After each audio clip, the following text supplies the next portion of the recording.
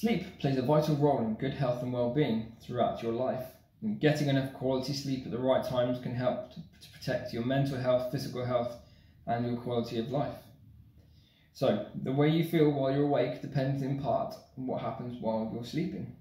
So during sleep, your body is working to support healthy brain function and maintain your physical health. Now, studies have shown that sleep deficiency alters activity in some parts of the brain. So if you're sleep deficient, you may have trouble making decisions, solving problems, or controlling your emotions and behaviour, and also coping with change. Sleep deficiency also has been linked to depression, suicide, and risk-taking behaviour. So, how does floating relate to sleep? Well, before I answer that question, I'd like to just point out that there is no research whatsoever that shows that an hour of floating is equivalent to 4 hours sleep. It's a statement I've seen posted a few times before, and there's no basis in any scientific research. You can't actually replace sleep. I mean, once it's gone, it's gone. But there are different ways that can help you achieve better quality of sleep. Now, floating can help with sleep, and some people say that they fall asleep during a float session. But can you actually fall asleep during a float session? Well, the simple answer is yes and no. But how can that be possible? Let's look at the science of sleep first. Now, sleep has passed through about 4 different stages, so 1, 2, 3 and REM sleep. And these stages progress from 1 through REM and then begin again with stage 1.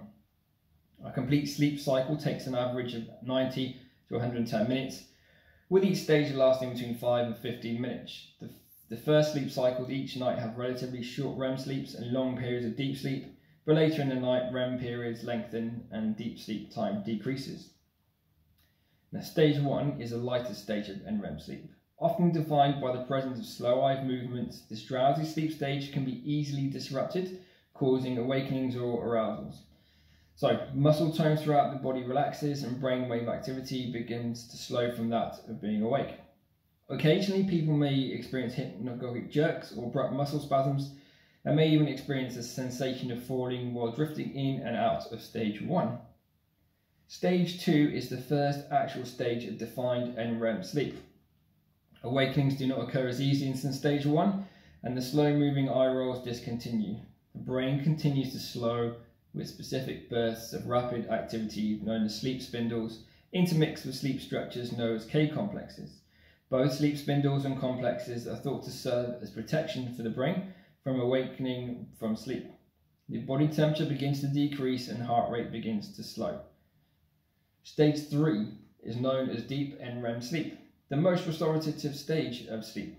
Stage 3 consists of delta waves or slow waves, awakenings or arousals that are rare and often difficult to awaken someone in stage 3. REM sleep, also known as rapid eye movement, is most commonly known as the dreaming stage. Eye movements are rapid, moving from side to side, and brain waves are more active than in 2 and 3. Awakenings and arousals can obviously occur more easily in REM. Being awoken during a REM period can leave one feeling a little bit groggy or slightly overly sleepy. So now we know the 4 stages of sleep. We've had a number of clients that report hypnagogic jerks during their sessions, and usually this makes them a bit more alert and rouses them due to the fact that they are more aware they're in water. So this means they probably entered stage 1 of NREM sleep during that session. But can people really reach REM sleep during a 60-minute float session? So well, let's have a look at the sleep cycle and we can find out a little bit more.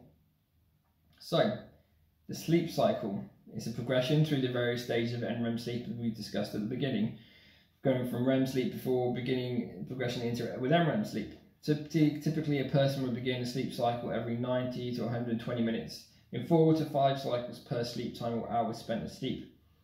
So we don't go straight from deep sleep to REM sleep, however, rather a sleep cycle progress through the stages of non-REM sleep, from light to deep sleep, and then reverse back from deep sleep to light sleep, ending with time in REM sleep, before starting over in light sleep again. So, we know that the first sleep cycle takes about 90 minutes. After that, they average between 100 to 120 minutes. So typically an individual will go through 4 to 5 sleep cycles in a night. So if a sleep cycle takes about 90 minutes, then the likelihood of achieving REM sleep in a 60-minute session is pretty much non-existent really. Even in a 90-minute float session, it can take 15 minutes or so to really settle in. And if you take account sleep latency, which is the time it takes you to fall asleep, then it could take anywhere between 5 minutes and 20 minutes on top of the time just to settle in. So even in a 90-minute session, the likelihood of achieving REM sleep is still pretty low. You may feel well rested, as though you had a really nice nap, but you're more likely to wake yourself with the hypnic jerks as opposed to actual deep sleeping or REM sleep. Now, floating can help with sleep, but I say in a different way.